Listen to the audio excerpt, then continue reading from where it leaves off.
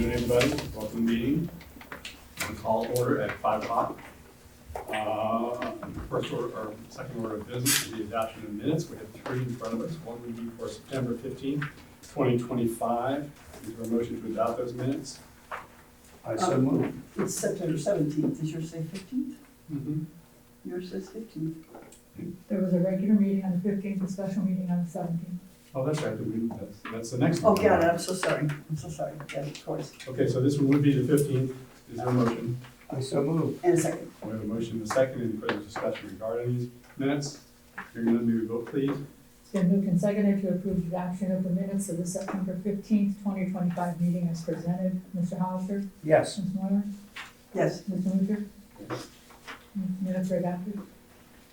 I entertain a motion for the special meeting of September 17th, 2025. I move that we adopt them. We have a motion, is there a second? I second. We have a motion and a second. Any further discussion regarding these minutes? None except that Nietzsche wasn't present, so I don't believe votes. Is it? True? Okay.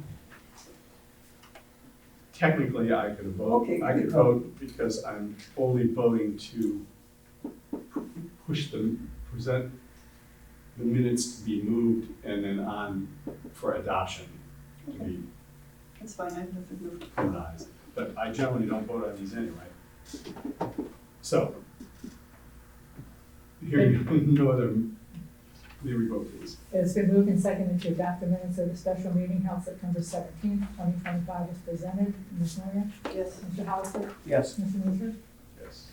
In the minutes of October 1st, my responsibility, and I have not presented them. So we'll hold off on those. Next meeting. Item number 3, entertain a motion to adopt payment of bills in the amount of $67,598.13, broken down general fund $6,927.34, cemetery fund $8,190.04, fire fund $44,268.22, road and bridge $8,212.53. Is there a motion? I so move that we pay the bills. I second that motion. And second, any further discussion of that payment? Hearing none, may we vote, please? It's been moved and seconded to approve payment of bills in the amount of $67,598.13 as enumerated. Ms. Moyer? Yes, Mr. Hollister? Yes. Mr. Luther? Yes. Motion's approved. Now, it's very rare that we have such an auspicious special guest with us this evening, or any evening, but since we do, the gentleman from across the road has come to speak to us tonight. Brian, the floor is yours. All right, thanks. I guess I feel like I should stand. Thanks for. standing directly in front of the camera. I thought did we not When avoid you it? stood it, you kind of. Okay. All right, see. So first of all, thanks for listening to me for a few minutes, and I wanted to update the township trustees on what I think is a great opportunity and fit related to the Miami Valley Regional Planning Commission's Livable and Age-Friendly Communities Initiative, which is tied to AARP's initiative around making sure that communities are inclusive for all ages and abilities. And so I shared some documents with all of you, and I wanted to mention, first of all, that Yellow Springs was the first age-friendly community in the Miami Valley. We now have 12, and I misspoke to Don, I think. There are 2 townships that are livable, equitable, age-friendly communities. Harrison Township, Washington Township, and Beaver Creek Township is in the queue. So definitely a good fit for townships. Miami County is also one of these communities. And couple aspects of the opportunity. I think it's good to highlight the 8 domains that AARP has laid out. Some of the ones that I think are particularly relevant for both Yellow Springs and Miami Township are thinking about transportation, thinking about social inclusion and social participation, and there are also initiatives around housing, around health services, and again, it seems like, with Yellow Springs having laid this foundation and moving forward now for 3 years, it would be great for the township to also become one of those communities. One of the things that we have in place that would help keep this moving, if you are so interested, is that we have a core action team. So there is a Yellow Springs LEAF group, Livable, Equitable, Age-Friendly Communities. Tony Dosick has been a big leader in that regard. The Senior Center is actively involved and has secured 2 grants to support their shuttle van around the community, with the ideas that with more funding, they could get to more places and cover not just Yellow Springs, but the township. Also, for anyone that's seen the Happy to Chat benches downtown, that was also a result of one of these grants, which are facilitated by the Dayton Foundation. What made me think about this in particular, and maybe I'll still be here, but if not, I saw it on the agenda under new business, is that there are 3 grant cycles a year, and these grants range between 10 and 20,000. For new communities, there's a grant to put an action plan together. So, you could actually have financial support to bring that team and put together a report. I honestly think with the Yellow Springs action plan, it may just involve extending or adjusting some things for the township that may be more relevant. But these grant cycles happen in April, July, and October. So I did submit a grant in October. It was due October 1st when you guys had your meeting. And it is for starting a Cycling Without Age program. So basically what this means, they've got what they call trishaws. So it's like, I guess, biting off of rickshaw, but a trike. And there's a seat in the front that accommodates 2 individuals. The bike that we're looking at would also accommodate wheelchairs. And the idea is basically volunteers bike folks around.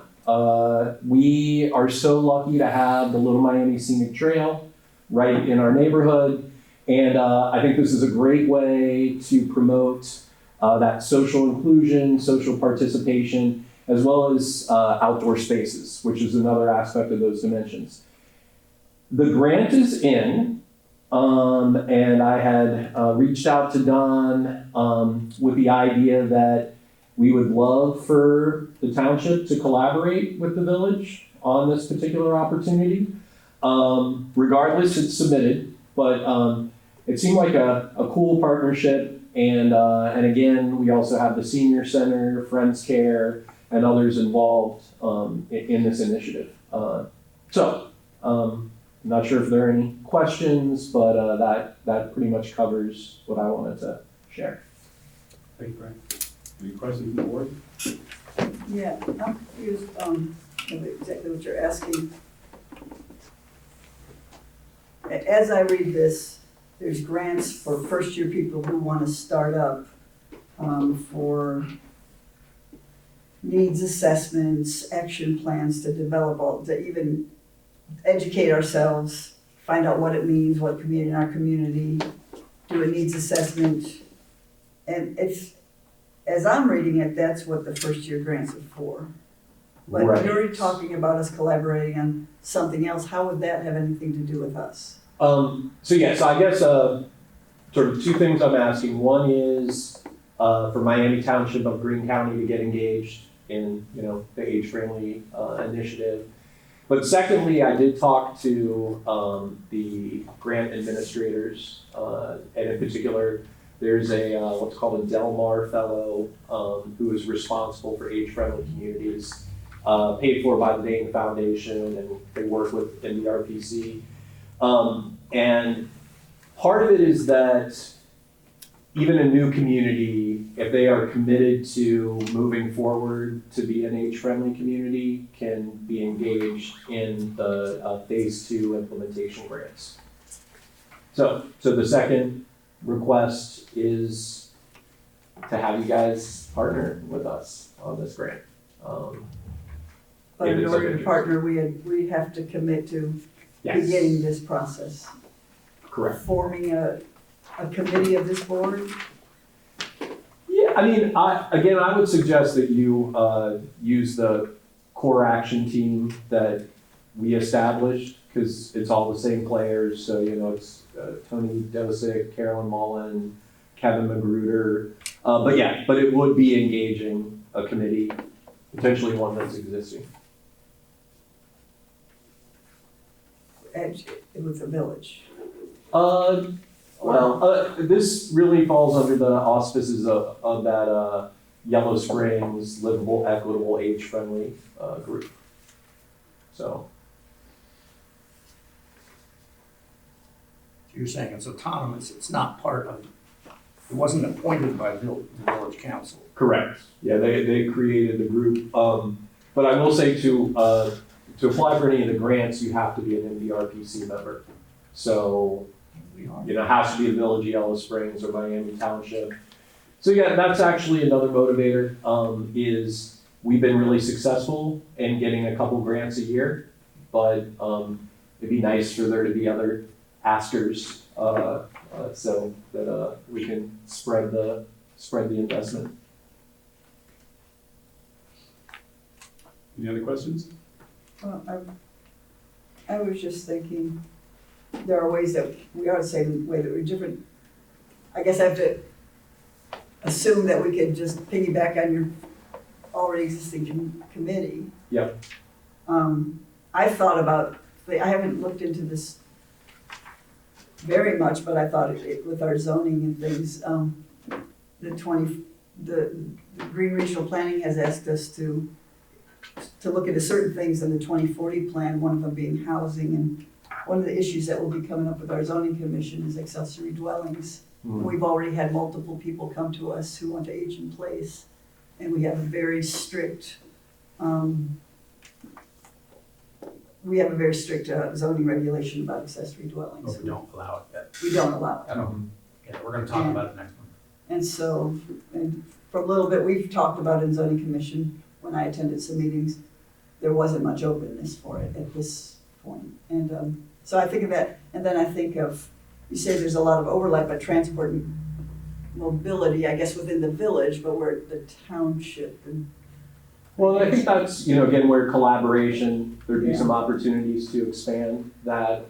I will say that being an age-friendly community, besides the Dayton Foundation grants, also opens up their state and federal grants, technical assistance from AARP. So if you were looking at something like ADUs, there could be the opportunity to get help with that. And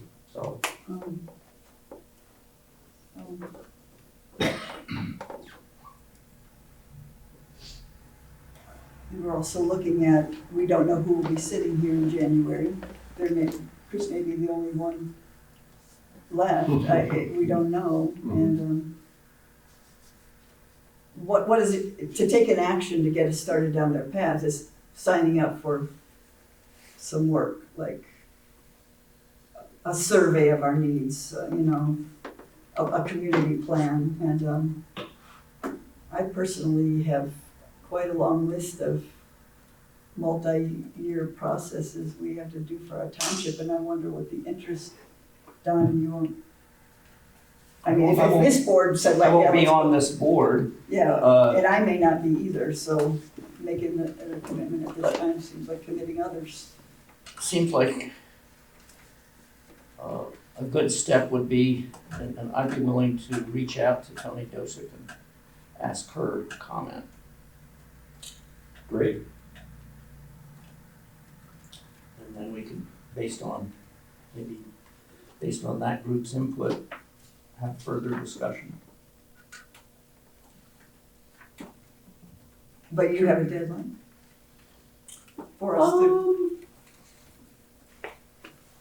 Yeah, I mean, I think, my main interest is, I realized Miami Township and Greene County should be a livable, age-friendly community.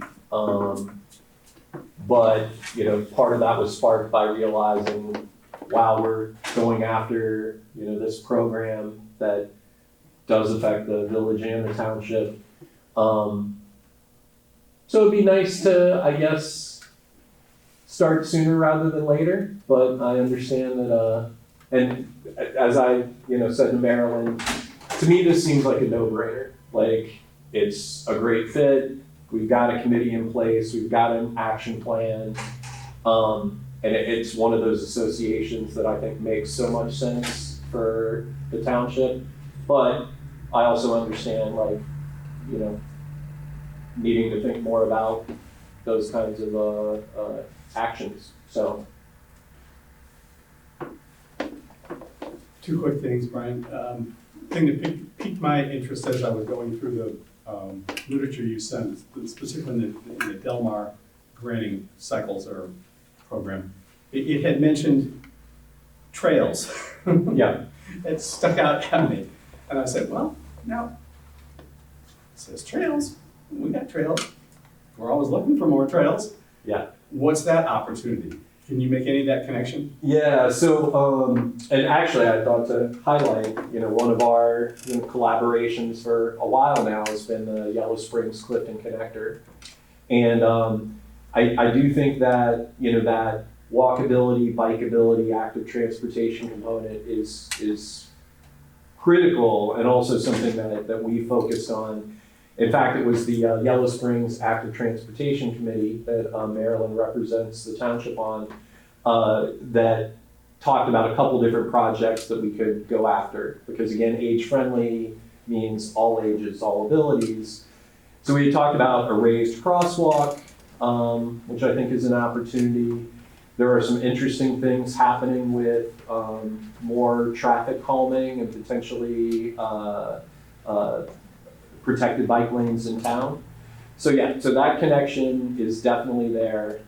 And it would be one of the things I would imagine if the township extended the current action plan, you know, contemplating the Yellow Springs Clifton Connector and those avenues to the township would be great. My second point is, and I hate to throw cold water on anything, I tend to agree with Marilyn that this is a terrible time in the cycle of townships, and you're looking right at it too, is, you know, in a month and a half, this board could virtually eliminate 100% of our participation in everything that we're involved with now. And we could just wipe it off the table. 2 votes would pull us from NVRPC, 2 votes would pull us from regional planning, 2 votes would pull us from active transportation, 2 votes would pull us from anything out there. So with that hanging over your head, you know, you hate to get too far into the work of a huge project. I don't know what to tell you, Brian.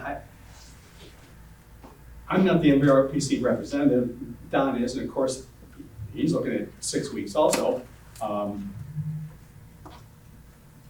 But without our board representative being kind of behind it and, you know, wanting to take a lead to it because he's our representative,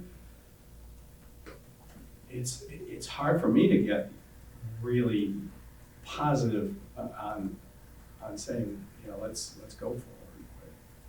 Yeah. I totally think that makes sense. And so partly, you know, anybody that knows me, you know, I see a cool idea, I see free money, and I want to make something happen. But I think what I'm happy about is getting this on the township's radar, and I understand the concerns. And then the only thing I would say is, I don't think it's going to be a huge lift because a lot of the work has been done. And again, we've got that, you know, committee, but otherwise, you know, everything else makes sense. Well, thank you so much for coming to see us. Yeah. And giving us the information. Very valuable. Thank you. Should I talk to Tony Dosick and ask for her input? You are still our representative. That's up to you. If you'd like to, get some more information, bring it to the board, and feel it's something that we should pursue, this, please go for it. Can I ask a question? Later in the meeting, we have the Yellow Springs active transportation. That survey, is it still available? Yeah, until Where? November 15th. And where? Online at the village website or? Yeah. And, and we'll post it, again.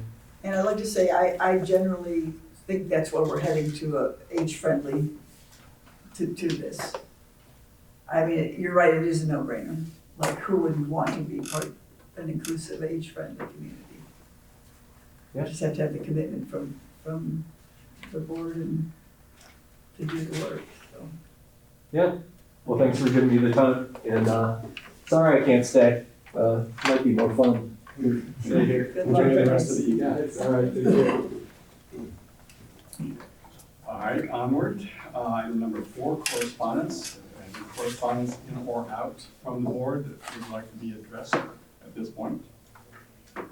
We had 2 pieces of correspondence about HB 96, which is a cybersecurity legislation. We are mandated by September 30th to have a cybersecurity incident report policy in place. We got notification from, I think, the state of Ohio and from our tech team. They sent us a sample, and I worked on making it, it wasn't brain surgery. And I thought, well, let's pass it, let's get it in place, let's cover our behinds for September 30th. And they suggested, you need to have it looked over by an attorney. So I thought, after my discussion with our tech people, I turned this over to Brian Gravender at the Greene County Prosecutor's Office. He's our attorney, and he's looking it over. I don't think there's any point just quickly passing it and having something in place. Just our tech team thought, we have a paper trail now that we're working on it, and we might as well wait till that comes back from the attorney.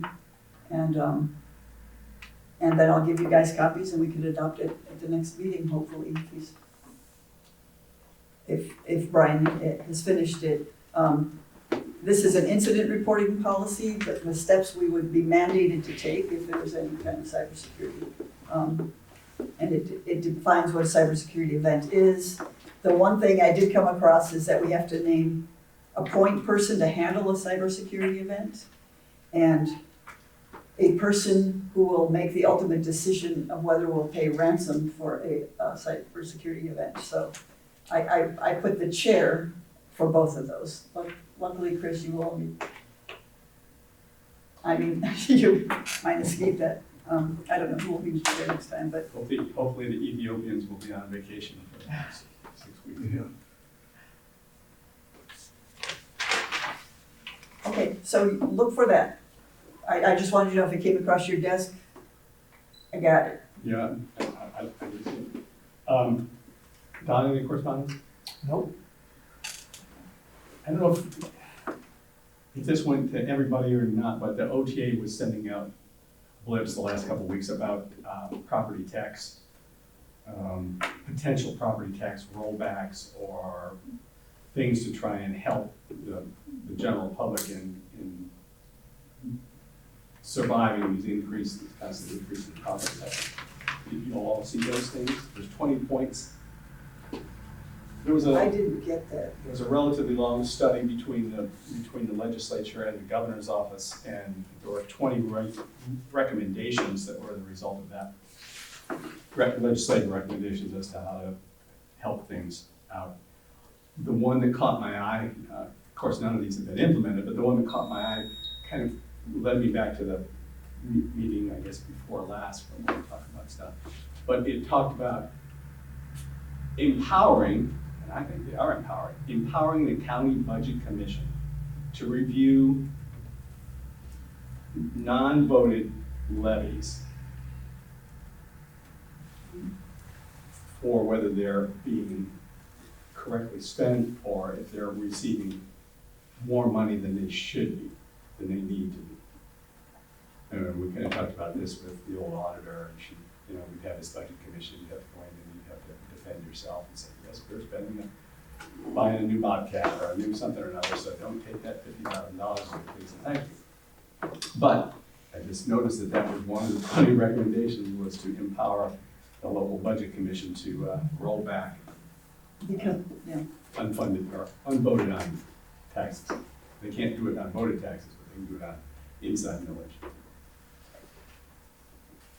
and That's so all. that came up at our special meeting last week when we approved the grant, applying for the grant, which made me wonder why, when we have some excess in the road and bridge fund, why we were taking it from the gasoline tax fund, when we might want to consider that, that we might want to take that from there. 'Cause Well, otherwise, we're sitting there with a fund with lots of Yeah. money that you said we need. right. We need it, we've earmarked it to be used. Have we though? Well, potentially in a couple of years, we're gonna need a new dump truck snowplow, and within, hopefully, 12 months within the next snow cycle, we'll be able to find a front end loader, backhoe, you know, reasonable, and that's gonna wipe a fair amount of money away. Now, having said that, one, there's nobody asking the question, why do you have this money? And two, to really tie this down, you have to establish a capital fund, a dedicated legal capital fund for the sole purpose of putting money aside to the purchase of, in this particular case, pick one or both, I guess, the backhoe or. And so you cannot touch that money until you're ready to spend it. Now you can add to it, but you can't take any of that out. And if you had some reason that you needed to go into that money, you have to go through the court of common pleas in the county that you're in and get an approval from the court for you to dip into that money for whatever reason. We did that once, 1,000,000 years ago, and it is a long process to get that money used. We were doing it because, and I said this at the special meeting, we used to have to go before a budget commission and justify our existence, basically. Which is what they're asking to do again. Yeah. That's exactly what they're asking. That's kind of what they're asking to do if it comes to that. And so in order to not have that long arm come and take our pot of money, we committed to, I think it was a fire engine, or not a fire engine, but it was probably an ambulance, or I think it was some piece of fire equipment. I can't remember. But anyway, that's a long story for no reason whatsoever other than information. So when we now have a capital fund for the new medic that's, was that gone through official channels, or did we just kind of open a fund? Is that an official No, fund? it's just one we established. It's not a legal one. It doesn't, at least in my estimation. Not a binding one. Yeah, it It's not a wasn't. binding. I don't think we established that by resolution, and sent that resolution to the auditor and said, we're establishing this No, fund. so you directed Margaret to establish a fund and put the money there, and then we added another 40,000 from general to bring it up. Okay, I was actually wondering about that. Okay. Okay, item number 5, public addition to the agenda. Is there any public who wants to be added to the agenda? Public is quiet. Moving on to item number 6. Oh man, it's gonna take the rest of that. Where? This be- All right, chief. You really should meet once a week. Take Saving my time down a little bit. Have a drink of water. Go for it, yeah. Well, what you have here is, been pretty consistent, is the run report. We're up to almost 800 runs, maybe before the day's out, we may get there. some trends. We're staying about even when it comes to staffing 3 people versus 2. We're still around that's what I'm looking at pretty extensively. We're about 65%. We brought on a couple new folks. You can see last month our paramedic coverage dropped off a little bit. That's just because our full-time paramedics have been taking some leave. You'll see coming up here, we're gonna recommend bringing on another paramedic, which I'm pretty excited about. So, maintaining pretty steady there as far as the runs go. Okay, I've been digging into a little bit, and Chris, you asked me to start looking into, a big capital project, fire engines coming up. I didn't, just to be honest, I didn't ask you to look into it, I asked you to consider Oh, the possibility that you would undertake that project to look And, into. you know, to tell you the truth, we've actually been looking at that, just because the challenge with fire engines is if you would order a fire engine today in a community this size, you wouldn't be put on the priority list. You couldn't get it for 4 years. So you really have to plan ahead. They're $1 million right now. In 4 years from now, I predict it's gonna be $1.5 million. And so, you know, that is the challenge. So everybody is looking ahead 4 or 5 years, and we've done that. We've gotten some ideas. I've looked into how these big purchases are financed, and I have all that for you in just a small report. And it's my recommendation. And going back to what I've talked about the last meeting is, we want to combine some of these apparatus that are out there. So you will look out there and see, you know, at one point, I think we had 10 apparatus, we're down to 8. And so the way we deploy our personnel, we need to really combine these things, and some of these newer fire trucks provide that ability to do that. So, going back to the lease purchase, and I talked about the Ford F-250, the pickup truck, and then the Ford Explorer command vehicle. I was able to, when I was talking to this one individual about financing, I was able to have her send me several options, and I did get a lot better financing than what Ford Motor Credit was giving us.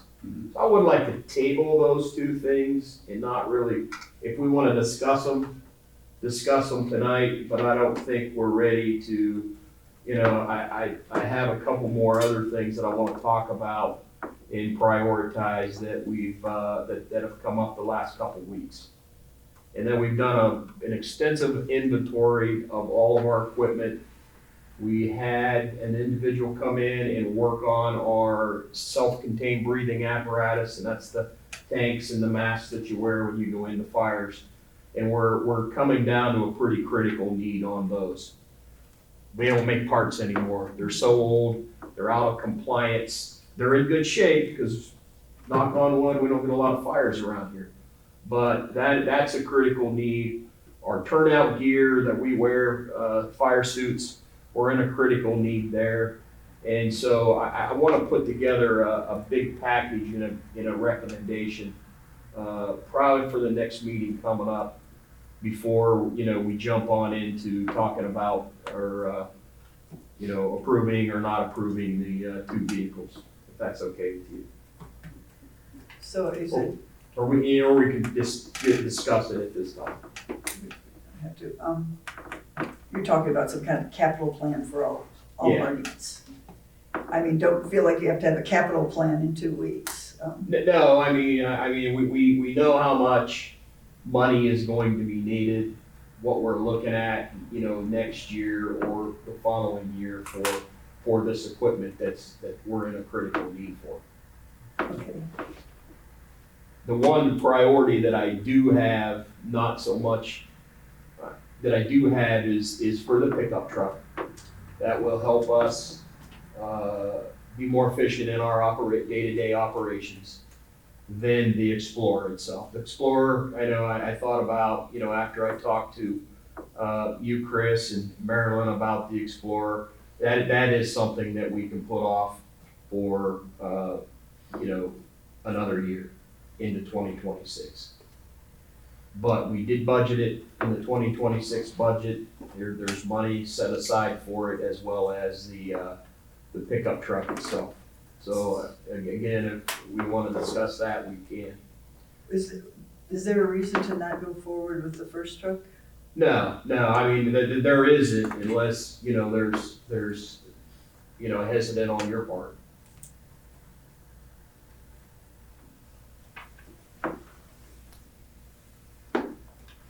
I'm confused. Okay. You, you suggested that we postpone going into detail about the Ford F-250, and that's the pickup truck. I don't want to postpone that. Okay. We can't, another option, another alternative is postpone the Explorer. If you Okay. don't want to move forward with both of them. As I mentioned in the last meeting, the Explorer has 100,000 miles. Mhm. It's 10 years old. It would be replaced, it's a 2016, it would be replaced with a 2026. That is the lifespan of a police car, that the police are doing the same thing, they're replacing them in 10-year cycles. But is the truck gonna fall apart tomorrow? Is it fulfilling our needs right now? Yes, it is. Is it falling apart? No, it's not. It's a good running vehicle. This is the The Explorer. Explorer. The pickup truck is what I feel more strongly about, that will help us and replace the older pickup truck that we sold. But it will also help us cover that duplicate run.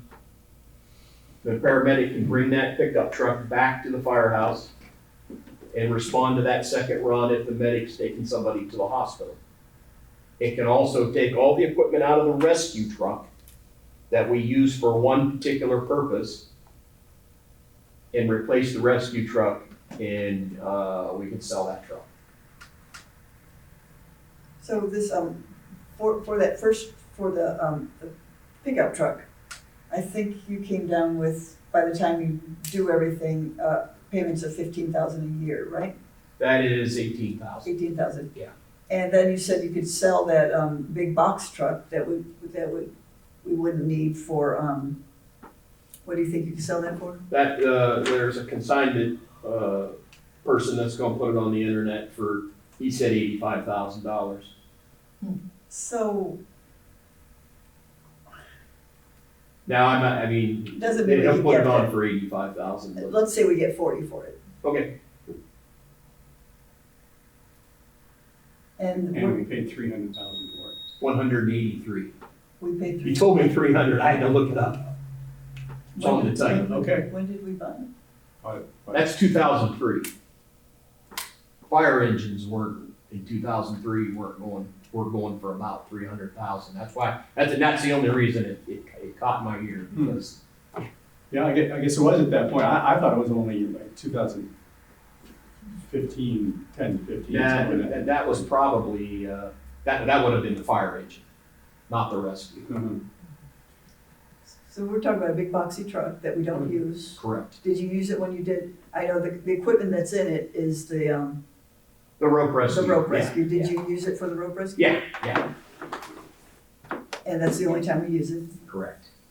And we can take that equipment, put in, get it decked out for this cost to contain that equipment, Correct. and have a new truck that we could use for the third person to be a chaser to make us more flexible.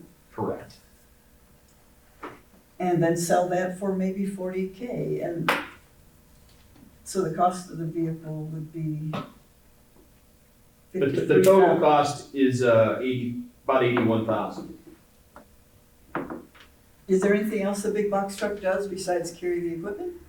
Now, there is an air tank fill system on it that hasn't been used for years. And it could be used, but it hasn't been maintained, but it does work. And that's one of the reasons that it may bring a little bit more money.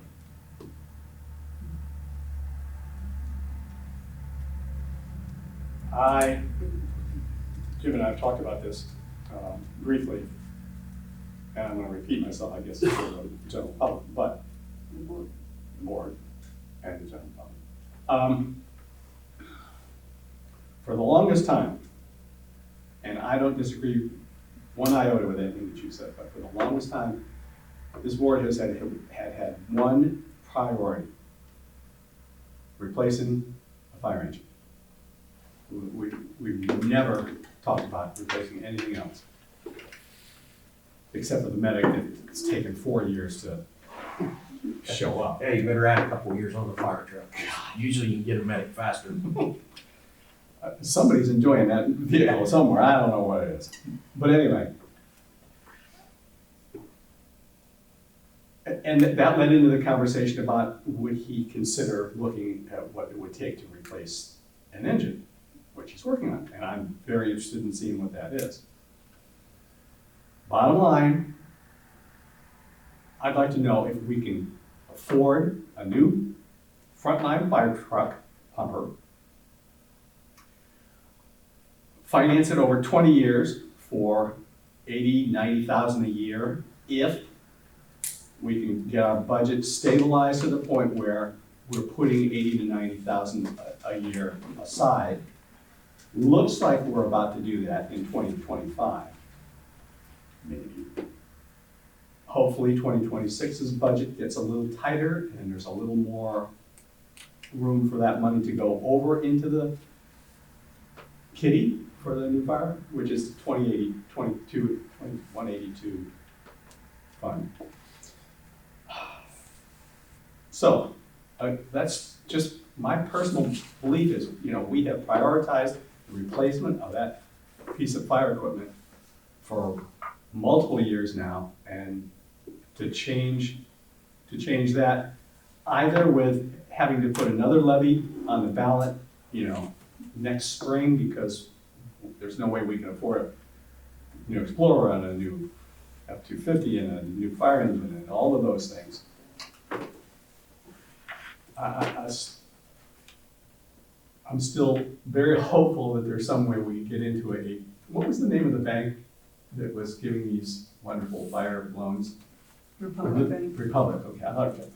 That's actually who I talked to. Is that right? Who'd you talk to? Was that in Indiana? Yeah. Yeah, they're really good. So let's see how those numbers pan out. I mean, if it's absolutely not doable, then, well, When we had the discussion, I just want to say that when we had the discussion, when we were at a crisis before Fred came to us, and we were at a crisis of wanting to suddenly promote 3 people to full-time, double the number of full-time staff, you at that time said, well, I prioritized way over getting a fire truck. A fire truck, we could always keep repairing a fire truck. So I just want to remind you that for that discussion, you set the fire truck aside, but. yes, and we found the money, or we allocated the money for the personnel costs. Well, we did some major reformation of our department to do that, and Yes, that's that's cool. That's right. I would like, and I know that you guys are working on a capital plan, we have to, I think we need to look at the whole thing holistically to save just for a fire truck, to ignore the O2 apparatus, to ignore the fire suits that are already, real safety needs of the department.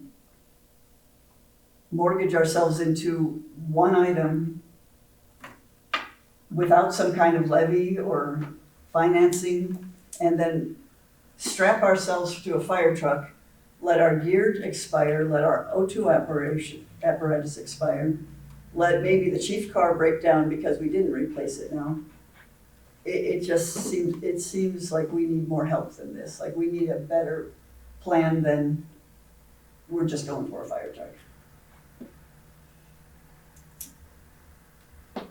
Just first blush, the money we would save by not selling the rescue vehicle and continue to use it the way it's being used now. I mean, we never used we never used a pickup truck for anything other than going to Kroger's and buying dinner for the troops.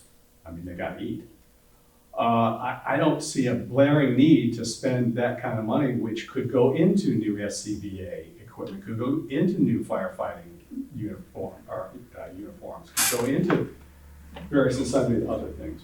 We talked about the Explorer. I offered the idea that we could take that Explorer to Bo Townsend Ford, have them go through it with a fine tooth comb, what it needs, fix it, and and we'll go. That Explorer has been used very gently in its life.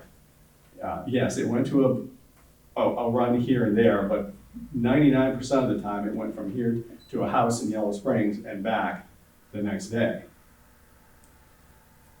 I don't think it's really been beat to death out there on the front lines. Again, we could have it gone through for a couple of $1,000s, and if it needs new wheel bearings, if it needs a new exhaust, if it needs whatever, we could look at it at that point, as opposed to just saying, it's 10 years old, 15 years, 12 years old, whatever it is, and we need to throw 30, 40,000, 50,000 into a replacement. That 50 grand could buy a lot of SCBA tanks, and I know they're expensive as the devil. Yeah. Unfortunately, I all was this here when we stuff, bought them the first time, and we couldn't afford it then, so I'm sure it would be a hell of a bite to do it now, more than a couple, So, that's just my opinion. It's not worth anything more than the paper it's not written on. What else we got, Chief? Okay. All your Can I say personnel one more stuff? thing? I hope that this capital plan that you and Fred are Yeah, working yeah, on will yeah. be holistic, complete, tell us what our real needs are for the next 5, 10 years. Yeah. We look at the money, we see what we can finance, what we Oh, have yeah, to yeah. go for a levy for. And I mean, We'll just a need to know lot the of truth. that, Do we need a levy is or not? figured up, but I'm getting the feeling you don't want to finance. And I can tell you, it's my recommendation, because I've watched these fire trucks it's to the point where the government's getting involved in this. We want to finance it, but we want to be able to do it over 20 years, as opposed to having to go for a new levy next spring. Yeah, I understand, but it's $1.5 million by the time that happens. Yeah. And if you're saving it, and it's just, we're planning for the future. It is what it is. Like, I can just tell you, it's like the cost of homes today. It's like, I don't know how people do it, right? I mean, someone comes in here one day and wants a ladder truck, it's $2.5 million. So, and these things are So, the good thing is your trucks are in good shape, your fire trucks are in good shape. They can wait 5 years. But I really think we need to plan a little better than let it break and then we'll fix it. Yeah. So, Okay, but I'm putting together a plan, and we've had all of our apparatus gone over very closely here recently. We're finishing up our last one, and we have some issues. We sent the backup medic back to get the air conditioning fixed and get it fixed right this time after we put a ton of money into it this year. Mm-hmm. And it's unfortunate, but these things just they don't last forever. And a lot of departments are getting rid of backup trucks because they can't afford to keep them. Mm-hmm. Today, I come in today and the ambulance was out of service because the $60,000 cot broke. So we had to get a mechanic to come and work on the stretcher. It's $60,000. the one we just bought. Yeah, it's fixed now and we're good to go. So anyway, that's where we're at. But we're going to put together a plan and And it's put it gonna, together, and and it's it gonna take involves financing. I think it's gonna take more than sitting in a public board, well, there'll be a public meeting, but a board meeting such as this, it's I gonna agree. take people in a room, really understanding what we're facing and what we need to do. So, The work session. moving on to personnel, like to hire 3 new positions or create 3 new positions. Now that the rates in there, for some reason, I got those rates wrong and I apologize. The single role part-time paramedic at $18.54, that stays the same. The single role part-time EMT, change that to $17.10 an hour. In the firefighter EMT apprentice, change that to $17.10. Then I recommend hiring those 3 individuals. They're ready to come on and ready to start to help us out with our staffing issues. What were those 3 numbers again? The first one's correct at $18.54. The second one is $17.10 an hour, Okay, and the third one is $17.10 an hour. okay.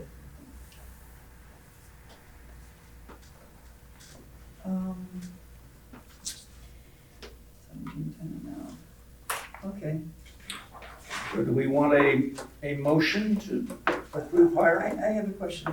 So we now have a wage scale, Yes. and And I have the wage scale has been revised. And I don't know if you need to go approve the new wage scale with all these revisions on it that are all yeah, correct. and I got a copy of that to send out and would you check and make sure the wages are? Yes, they are. I worked They are. on this all day and it's a complete revise, So, from changes this year that we made. oh, I see. And I was looking at, those positions have been added into this. okay. So that nice document that's gonna go into our updated personnel Yes, policy yes. manual is gonna be complete, and no more. We have some information here, some is stuck in some names Yes, that somewhere. drives some me is- crazy. Good, I'm so glad that you did that. And I have copies for everybody for the wage. And I think we got an email. That was finished today, so I just wanted to make that revision, so I don't know if it went out or not. So the 3, first of all, well, let's just wait. So The first, so create the 3 new positions at those rates. Those positions have been added into that, Okay, and then the 3 individuals okay. for these 3 new positions. So we move that we adopt this amended, what are we calling this? Wage scale? Wage scale. Wage scale? Okay, staffing model wage scale with the 3 new part-time positions that we're going to adopt, which are, how do you state them? I say paramedic only, Yeah. EMT only. Which is better- There's a word. better way to say it. And I want people to understand what they are. They've got them on their A agenda. motion or 2? One motion for this. We're adopting the amended. Yeah. Add it right there. Be best. Yep.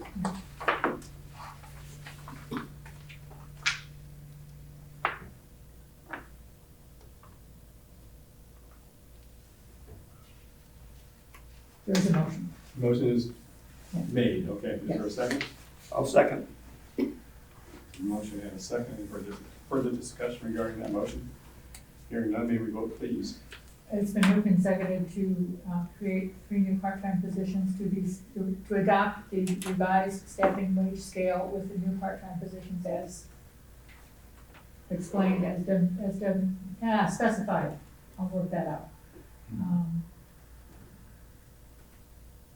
Ms. Moyer, Yes, Mr. Hollister, Yes. Mr. Mutcher, Yes. motion's approved. and so the public understands the new roles are paramedic only, EMT only. They're not certified to be firefighters, they're paramedic only, EMT only, and then there's a intern type position. Yeah, that's we can catch people that are in EMT school, bring them on board early, as long as they have their fire certification, we can use them for the fire end of things by the time, so they can get their schooling, and we can have them on board when they're certified. And there was, That motion is approved. well, in your thing, it said, this is important, must be willing and able to respond to fire incidents, support and assist firefighting activities. So even though they're not certified Yeah. firefighters, they can play a role on a fire scene. Yes. That is important. And part of the reason we're doing this is because there just aren't enough people. No, there's not, we're not finding, the EMS, we're really looking for paramedics. And we're not getting paramedics that are applying. And we really need that paramedic role to help us out. And we've discovered that, there are a lot of paramedics out there who prefer not to, do the fire role. They don't mind being outside and support the fire role. They just don't want to be a full-fledged firefighter too through the state of Ohio. And when 85 to 90% of what we do is paramedic stuff, then we should be willing to take that on. And so the individual who has applied, very passionate paramedic, she's critical care certified, she's a community paramedic certified. She's gonna help us in a lot of things that we've been talking about, especially this community paramedic role. And that is, where a paramedic goes out and makes non-emergency house calls to repeat customers. Age-friendly kind of stuff. Very age-friendly. And she's very passionate about it. And I've seen it make a difference in communities, especially small communities. So, Okay. very excited about that. Will a hospital pay for some of those visits? There's funding in the works. There is a bill out there that are seeking funding through Medicaid. And, that's not been approved yet, but there are some hospitals that have these programs that, we're kind of exploring those options. They're not willing to just give it out, right now. And, they haven't offered the program to us, but there are hospital systems out there that will support, maybe not fund it, but support it in some way. It has to be cost neutral for a fire department because we just don't have the money to go out and spend the money to do this. But if we bring on this person, we have time to allow, our crews to make 1 or 2 visits a day, for example, with this person who's a specialist in this. A few years ago, might have been as far back as when Colin was chief, we talked about, he brought up that there are some conditions where if someone is released from the hospital but returned within a month, the hospital gets dinged. Correct. And so there was thought that we might, That is what has driven the community paramedic program. But for some reason, that has not panned out. There's something called people who have chronic heart failure. We call it CHF. If they discharge a CHF patient from the hospital, if they return within 30 days, then it negatively affects the hospital's funding.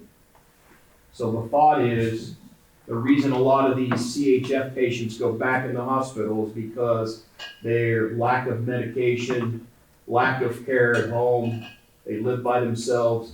So the thought process is, we'll send a community paramedic out there to make house calls to try and make sure this person's taking their medicine, they're doing what they're supposed to do, they have the oxygen they need at home, and just add some loving care to this patient to keep them from returning or getting worse and go to the hospital. But for some but a reason, clear route of funding hasn't, Yeah, the funding has not panned out like it was supposed to. And so it's not as moving forward as much as we thought it would be. Okay, so you have 3 people for us, the next Yes. thing we do, I'm sorry. so we need a motion on that? Or was not It included? was not included. We created this Yeah. positions.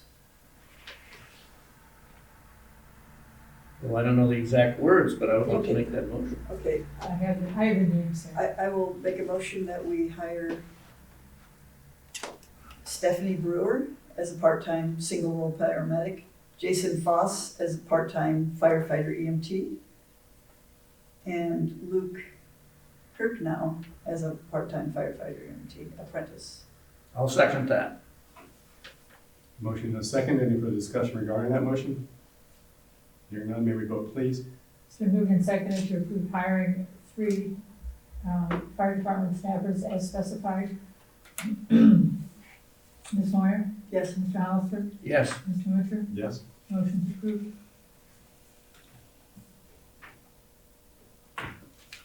Paramedic training reimbursement contract. we all got a copy of it. All right. This has been a collaborative effort. Nate and the chief came up with, it's for what we very willingly pay for the education of a paramedic, and Good timing, because we have 2 ready to go to school. so that we don't, so that they, and they make a commitment to us. It's the terms of paying for their tuition and grades they have to maintain and how it happens. And then one thing, so you guys wrote it, passed it to me, we compared it to other surrounding ones. I reluctantly sent it to Brian at the prosecutor's office, our attorney, because I knew he was gonna have a lot of changes. He did come back with a lot of changes. I incorporated those, sent it back to you guys, and now I sent it to you. And I think the one thing, early in one of the iterations, Chris, you were concerned about the length of time we were asking people to commit to us. Nate had it originally at 5, so if we paid for their paramedic school, Nate had wanted 5 years, and that seemed high to me too. And I came back to them, that they wanted to stay at 4 years. And that seems high, but they've concocted a scheme where we've, for every month they give to us, how do we say this? If they leave early, it's prorated, 48 months. And it's prorated if they leave early, and that's a legitimate choice for them to make. And I don't think 4 years is too long, Chris, because if they do leave us early, it's because they could get probably $15,000 or $20,000 more pay someplace else. Is that about accurate, Chief? Yeah. So if we assist them in getting their paramedic that allows them to go get a higher paying job, yes, it's quite fair that they, it's a great, they're perfectly fine to take that choice, but they can certainly afford to reimburse us for their schooling. Does that sound reasonable? It certainly does in theory. In practice, can be somewhat problematic. I've had enough time in the chair to know that we have had multiple paramedics graduate to be reimbursed for the tuition and paid for the whole thing. They're here for 6 months and then they leave, and, oh, you can't leave, you owe us this, that, and the other thing. Never see them again, never see a dime from them. And what was the agreement we had? That they had to pay us back The one in that, full. was that, no, the contract, I saw it in our personnel manual. And that was for a 2-year commitment. A and- 4-year just seems like an eternity in paramedics that are only good for 3 months until they find a better paying job. And yet we've had many paramedics stay with us. George has stayed with us for years. Justin is still here. It gets tougher and tougher as we go along. Yeah, it does. And this one was fully vetted by a very good attorney, so maybe it has teeth. I think it opens the door also to, keeping them on part-time. You know, if they decided to leave Okay, and that's go next door to Fairborn, you know, and if they feel like, you know, they let your conscience be your guide, you know, Miami Township for paying for my school, I'll stay on part-time and maybe pull a shift a week or a couple shifts a month. And, you know, that's why we left that clause in there, you know, at the discretion of the fire chief, that, you know, you can fulfill that requirement through continued part-time service. Which is really valuable to us, Yes. because we pay overtime every time we Yes. have a shortage. Correct. Well, it's like real estate, this is a seller's market, you know? If they're gonna ask, you know, if they're gonna ask a certain amount, which includes the training and the, you know, the funding and all the rest of that stuff, you know, do we wanna do that in order to get their services? Yes, we do. Whether we wanna hold our nose and not like it, and maybe in 5 years, the front door will be loaded with paramedics pounding on it. Let me in, let me work here, please. Been waiting on that for over 20 years, hasn't happened yet, but. I mean, There's so many people out there, Jim, it's amazing, who still think that, why are you short on paramedics? You know, you just need some more volunteers, get some more volunteer paramedics and you'll be fine. Okay, let's go out and get a few. I mean, it's just, boggles the mind. But anyway, So are we moving to adopt this, I assume? I will make a motion to adopt the paramedic education tuition agreement. I second that motion. A motion and second, and for the discussion regarding this agreement? Hearing none, may we vote please? It's been moved and seconded to adopt the paramedic education tuition agreement as presented. Ms. Meyer? Yes. Mr. Hollister? Yes. Mr. Winter? Yes. The agreement is adopted.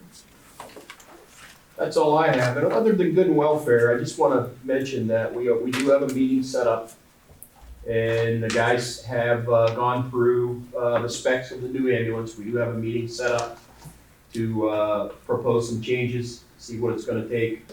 And, you know, I met with the salesman and he threw out about an 8-week window. So we're well within that, and we'll see what kind of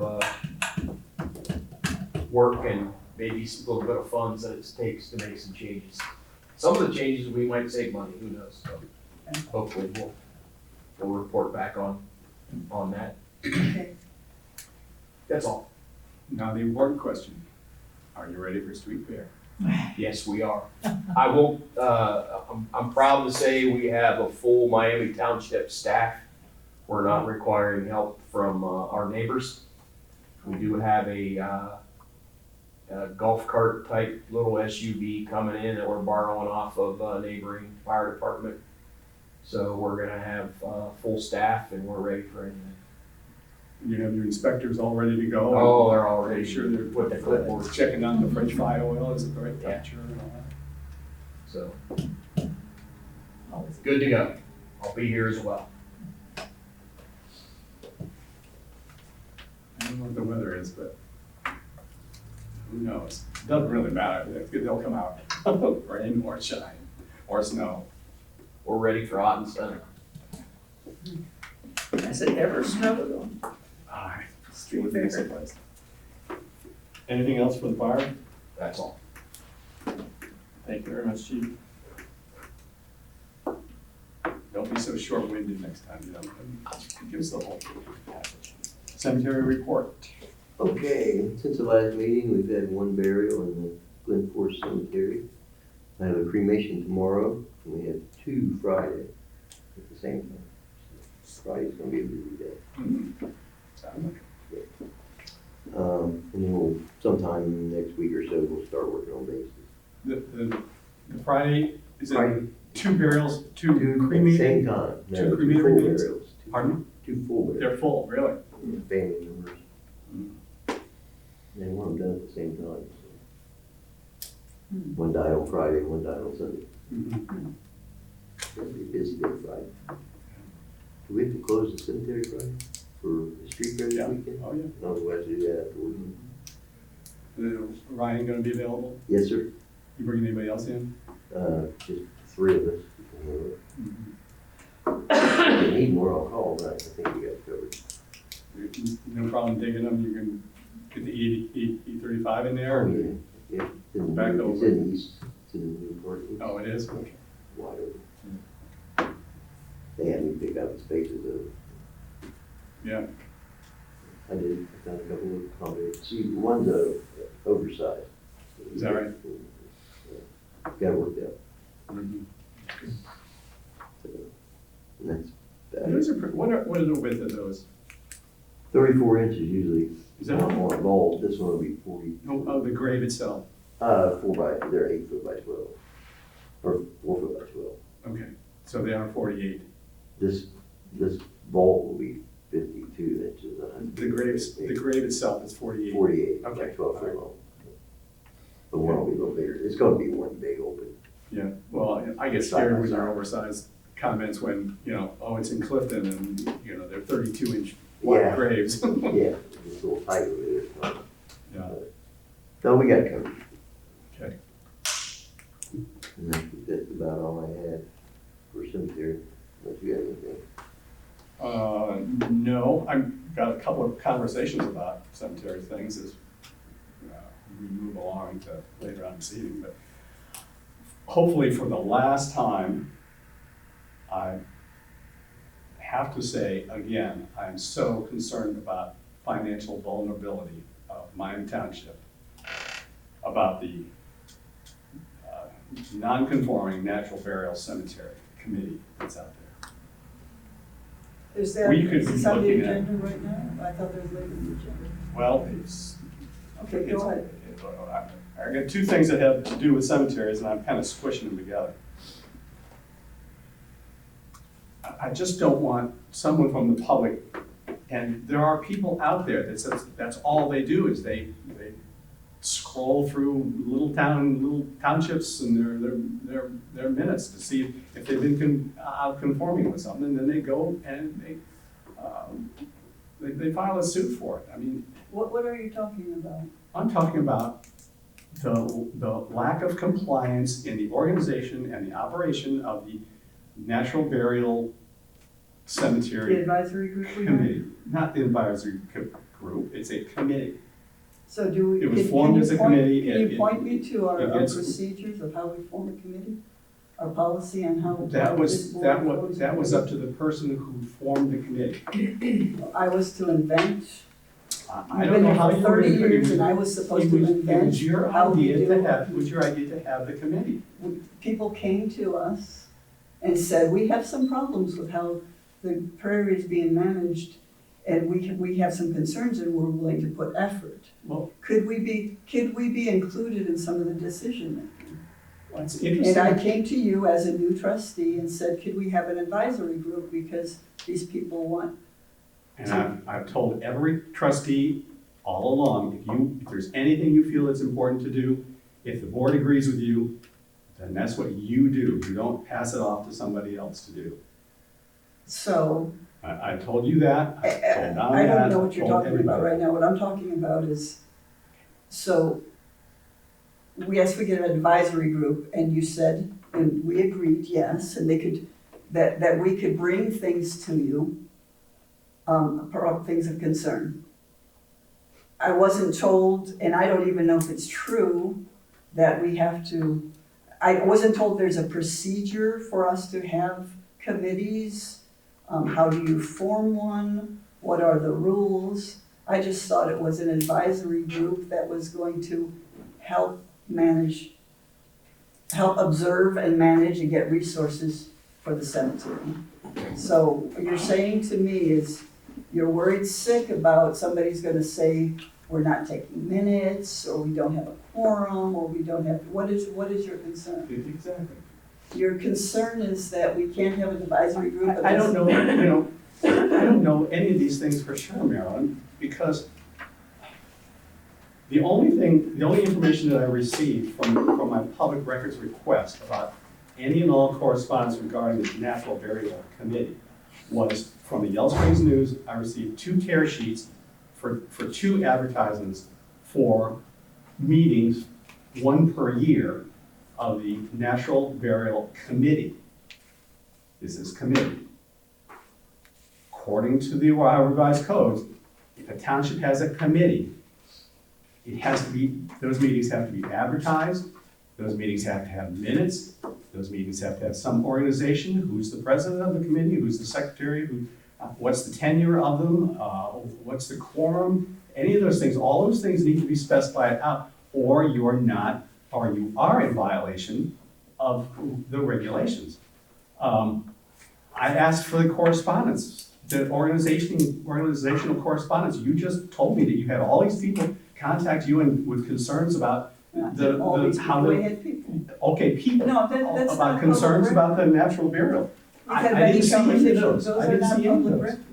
And it's all public You asked record, for of course. text, you had course for it's text for public everybody on the record. committee. The committee doesn't, That is public there are no record. people appointed to the committee. You asked for personal text for Okay. everybody who Yeah. walked into our meetings, Mhm. like about 15, 20 people. I From didn't get Gary any. Zaremski to I all didn't kinds get of any. people.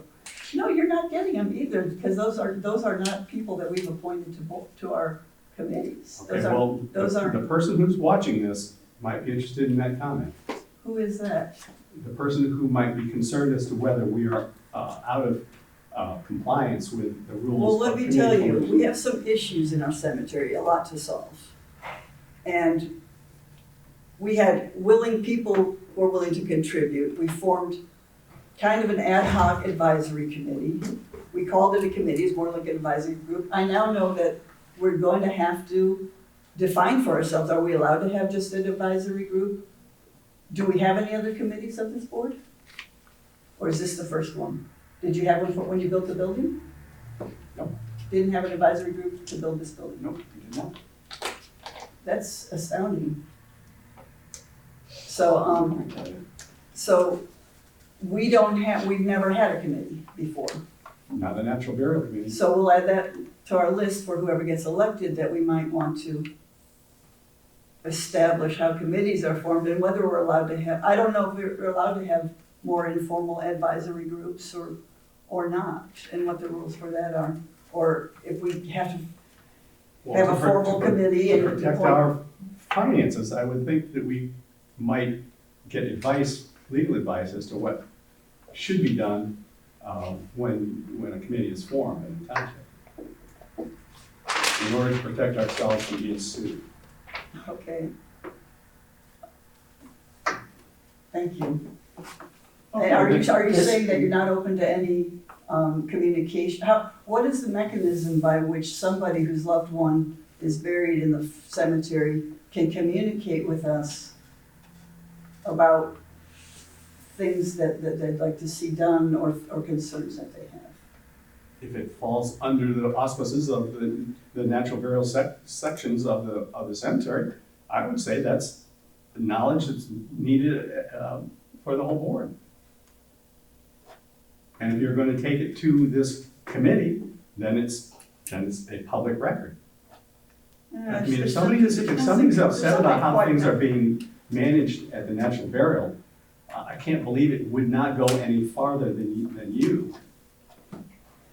There's just You would something be not right you about would be this. certainly willing to take it to your committee and discuss it, would you not? Of course, I'd probably bring it here to this board. Well, then that's public information, public records, Um, which we have none of. That's not true. I sent you some things. We had some I minutes. have nothing. There's something fishy here, and that is that we never, like a lot of things, we've never had a procedure or policy for something. We don't have a policy for how you form a committee. And now suddenly, apparently you're very worried that somebody's gonna worry about us giving advice to how to better run the cemetery. No, I'm worried about a member of the public seeing this video and saying, these people are non-conforming with Ohio law, I'm gonna take this to court. and I'm gonna request $20,000 for, Because we met and discussed things, I don't know. Does anybody, Cindy or anybody have any insight into this? If we never appointed people, we never established what constitutes a board. Therefore, if we had a meeting out in the cemetery, like one you complained about, where we were getting a plan to attack some invasives, we wouldn't be able to meet there if we had a quorum. But we don't know what a quorum is because we don't even know how many people are on the board. So there's some kind of chicken, which came first, the chicken or the egg situation going on here. And what's obvious is that we need to establish what is a committee. How would we form a committee of this board if we wanted to form one? And so I guess from now on, and I guess I just have to do research. Can we have an advisory group? Does it have to have a form? Do we have to take minutes? I don't know those things. And you didn't bring them up at the time. it the happened. only public information that I received was tear sheets for 2 advertisements put in the Yellow Springs News. I don't know who put them in. Regarding a natural burial committee meeting. Natural burial committee meeting on April 14th, 2023, and the exact same thing the following year. Those were the words that were used. Not advisory group, not some folks interested. This was a committee that was being formed. I'm concerned that it puts us in jeopardy, financial jeopardy, and we do not have insurance for that type of lawsuit. Okay, this looks like we have some work to do. Depending on, so do you ever plan to have a committee of this board? Do you ever see that where there might be a purpose for to have committees on this board? I mean, I'm shocked that there If you wasn't think one it's for the important building. to have, make the committee, form a committee. I'm talking about, we have to Take the establish initiative what are to do it. what are the rules. Well, you didn't indicate at the time that you had a problem with it. I didn't. I assumed you would form the committee and you would do it correctly and things There's would no move along. correct way to do it because we don't have anything in writing. We don't have You it. advertise meetings. You No, have- I know what you to have do when there's minutes. a committee. I'm talking about how do you establish a committee of this board? How do you do that? How many That's- members do we appoint to the That's for the board? person who wants to put the committee together. Yeah, it's obvious that we, like a lot of things we just have some procedural and policy things to do. And so, are you asking us to disband that group? Do you have any interest in hearing from about their concerns, or should bring them just directly to me? I would not like to have that information in public. I would like to have the information, but I don't think it needs to be given as a committee report to this board in public. Okay, I'll just bring it as a trustee. Okay. And I want to take this time to remind you that this board passed a motion that you will not, and this is one of the major concerns of the group of people whose people are buried there, you will not dig a new road, a new path of things without a vote of this board. And just because I this. agreed to that at the Okay, meeting. I just want to make sure. Oh, okay. If this committee disbands, that motion stands. I just want to make sure we're on the same page, because sometimes things could happen in the middle of the week, and I wouldn't know nothing. Like for example, when the prairie was mowed down one week in April. Well, there were like 2 people here from that committee, and I don't know if they were in the committee or not, but there were 2 people who seemed to be here to be interested in the profitability of the natural burial, the prairie section, and they spoke against, being able to expand it to its full possible benefit. But, I didn't know that was a meeting of your committee. I'm confused, I don't even understand that, it's okay. It wasn't a meeting of our committee. We were just appalled to hear by chance in a casual conversation between you and Dan that you plan to dig a road to both sides of the prairie, which we have determined would basically be the beginning of the end of the prairie, in our opinion. Is that what? And so I casually heard that, and that's the kind of unilateral move that you would make. You were gonna bring me all kinds of technical documentations about how that would virtually I never do said in. that. Yes, you did. That There's was no doing technical the No, committee. if you or would like doing to the- sit down with us, the we would cemetery. explain to you how the edges of the turf are, in each of the section of the prairie are going forward, and every time we mow, this aggressive turf graft, and so each section of this prairie is getting smaller. And we need to figure out a way to re-expand that and not do that. Well, you wanted to dig a road right in the middle of two of those big sections would further expose the prairie to invasives and to turf. If what you were saying, Marilyn, And I had wasn't- any validity, then that prairie has been there for 13 plus years right now in its exact same form and with the exact same infinity diagram of the path that goes through there. Your logic saying that within 2 years of when we put that in, it would have just completely been nothing but No, I'm mud. saying we used to have a 10-foot road, now we have a 16-foot road. We have a 10-foot grassy path. But you're saying that's gonna completely No. So destroy it- the it's- whole No, cemetery. it's coming in gradually. I'm saying you got these roads, a certain number of roads that are eating into the prairie. And if you dig a new one that bisects the two big sections of the prairie, that's gonna accelerate. But I don't wanna argue with that. I'd be interested to see the technical justification for that, but be that as it may, We've agreed that needs a vote of the board. That thing you're, would need a vote of the board because that's on the books. So that's fine. We don't have to agree on anything else. okay. Doesn't agree on anything else. Okay, the other thing about the cemetery is, as I was reviewing our discussions about the cemetery and about how you voted against finishing the new pine forest walkway section, as a result of me being a couple of $1,000s over budget in the work that had been done to that point, I just, it just kept not eating at me, but it just kept coming back to me. Why was this such a big deal? I'm not really sure. For example, you hired a consultant mainly for the fire department, but a while back.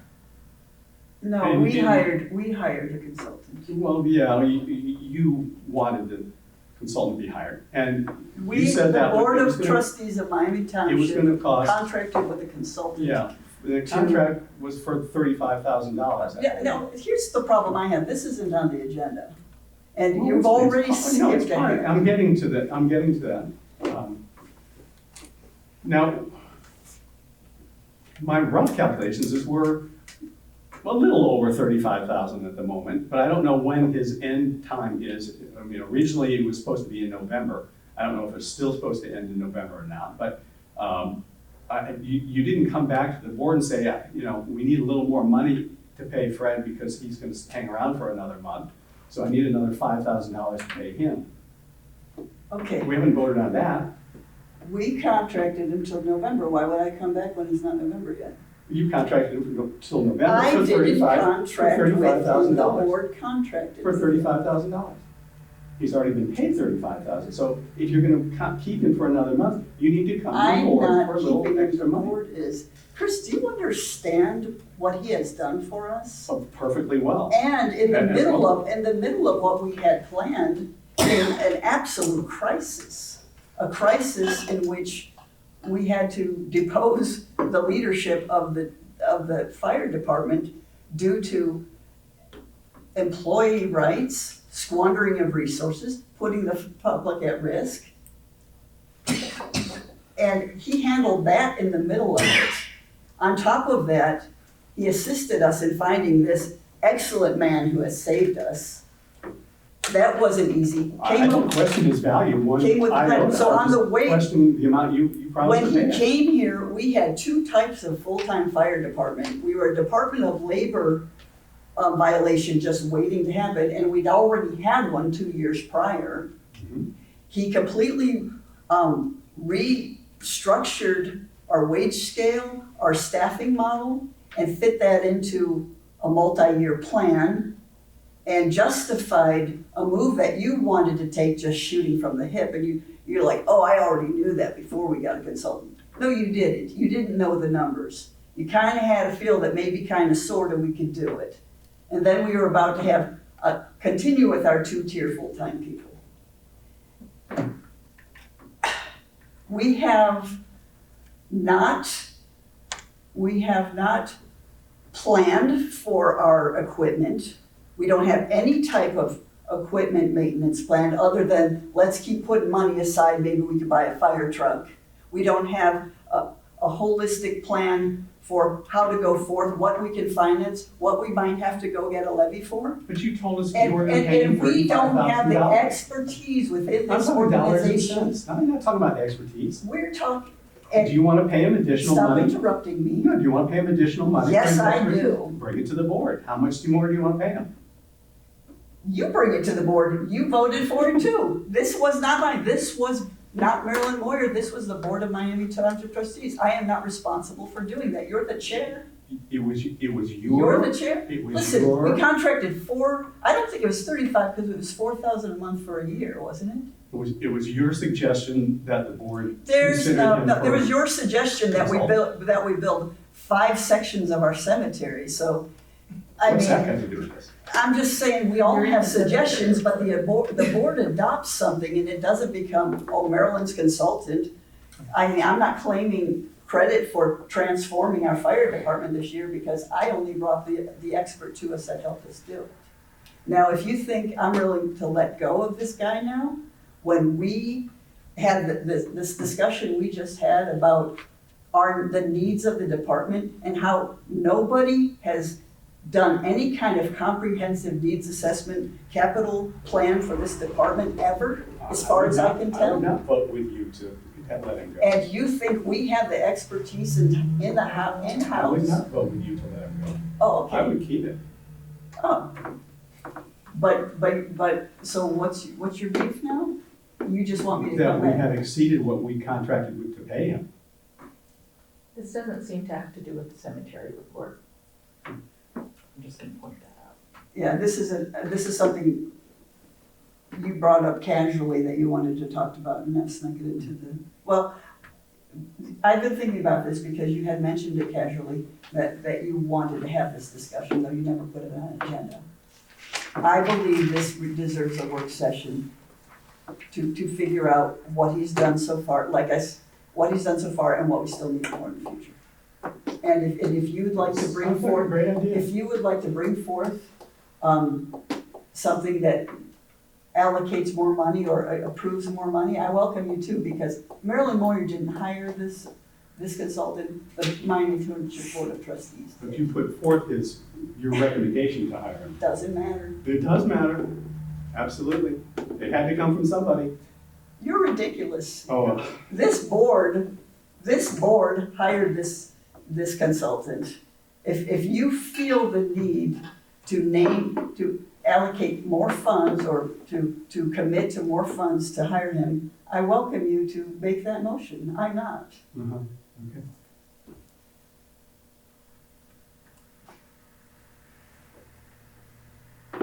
And the last little thing about what I was thinking about when. Wait, are were- we sticking to the agenda here or what? We'll get there. I just hearkened back, after thinking about that, hearkened back to February of this year, when you called a special meeting to remove our fire chief from his office. Yes. And I was not at that meeting because I said that without legal representation, I did not feel comfortable being involved. But from the minutes, I understand that you approved a $5,000 budget for additional legal expenses in order to To place someone on Make this- administrative make this leave happen. Right. and interview the entire staff, yes, I definitely, Don and I definitely approved. Okay, Some you, legal well, fees for you that. did approve the $5,000 in the minutes. Mhm. And according to Jen Huber's invoices regarding removal of our past fire chief, we're bouncing up against $15,000 that was spent. Not to just do for that, Oh, yes, for that. I don't think Absolutely. so. What was the total we spent this year? I don't know. I was just I think interested we're in up what to we spent 7,000. on her work I believe, regarding and removing him. And keep in mind, Marilyn, that when he untimely passed away, he was still a full-time employee of the department. He was still receiving all his benefits and his salary and everything. He had not been removed. We still had that whole process to go through. And heaven knows how much expense, but nobody came back to the board and said, we need another $20,000 in order to finish this removal. you were hiding behind your desk during the whole thing I too. was And hiding aren't you behind glad, the aren't desk. you glad I stepped up and handled this? Because for months on end, you sent grievances against him straight to him. So, yeah, I did. But I'm not happy that you spent the $15,000 when you budgeted I $5,000. didn't spend it. The board approved it. Well, Okay. first of all, Well, somebody said $5,000. January 1st, our first meeting, Mhm, every year since you suggested a private attorney, mhm. we set a limit every year. I think most years we went through that and we said a $5,000 limit except for with approval, more action of the board. I wouldn't doubt that we went through that every single year and it hasn't been a problem for you until now. Last year it was You'd have to 5,000? show me those invoices. Okay, so we had a 5,000 already. We, at the January 1, we set 5,000. Mhm. Don and I approved an additional 5,000, that's 10,000. Uh-huh. And if you say that we spent 15,000, we're lucky we didn't spend 40, but if you say that, then I'd like to make a motion right now. I think that we're at about 17,000 in legal fees. And this is ridiculous that I have to do this when you throw things like this on the agenda and don't take the right order, but okay. I'd make a motion that we raise that ceiling that we paid tonight to 18,000 to cover all of the remarkable costs that we had this year. Can I get a second on that, Don? I'll second it. Is there, Well, the horses are pretty much out of the barn, but I mean, yeah. it's gotta Chris, be- did you not want to take care of the crisis? Is that what you're saying? Or you're just mad because I didn't come and get that level raised? What's your game Well, here? I'm a little concerned about how you seem to, make this a personal thing with you, about me spending a few $1,000s more on the new section of the prairie. You know And you would not even vote to complete it. Yes, You would just let it sit The there. reason why I didn't vote, I was for it being completed because God knows we needed to complete it. The reason I didn't is because we haven't done this right. We should have said, you have 15,000 to complete this, here's the thing, and if we were to do, I'm not asking you, but if we were to do it right, here's the budget, we're gonna approve the budget, we're gonna have payment vouchers or whatever they call those, purchasing orders, and so we could track what you're spending.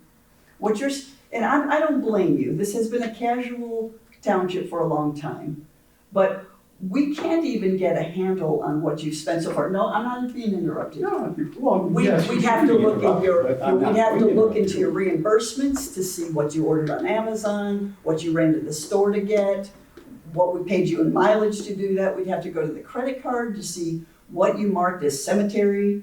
We'd have to go to, you're not even counting the hours and hours of labor that you used to build that. And I'm willing to let that go, just finish it so we can get a handle on the cemetery. But there is no way of tracking what you've spent so far.